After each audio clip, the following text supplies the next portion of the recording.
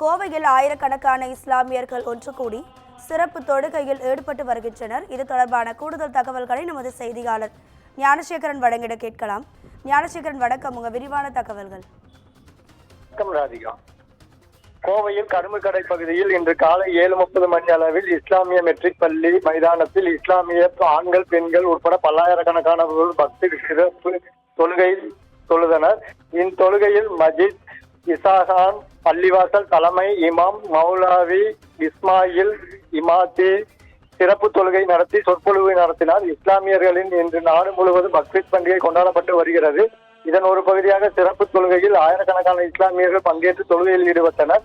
இறைவனின் தூதரான இப்ராஹிம் நபியின் தியாகத்தை நினைவு கூறும் வகையில் தனது மகனை இறைவனுக்காக பலியிட முன்வந்த தியாகத்தை போற்றும் விதமாக இஸ்லாமியர்கள் ஆண்டுதோறும் பக்ரீத் பண்டிகை கொண்டாடி வருகின்றனர்.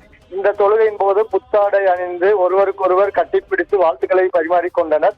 மேலும் இப்ராஹிம் நபியின் தியாகத்தை நினைவு கூறும் வகையில் ஆடு, மாடு ஆகியவற்றை பலியிட்டு அவற்றை 3 பங்காக பிரித்து குர்பானி கொடுக்கும் நிகழ்வும் இன்று நடக்கிறது.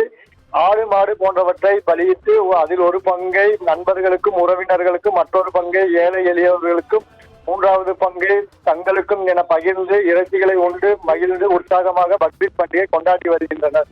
ராதிகா,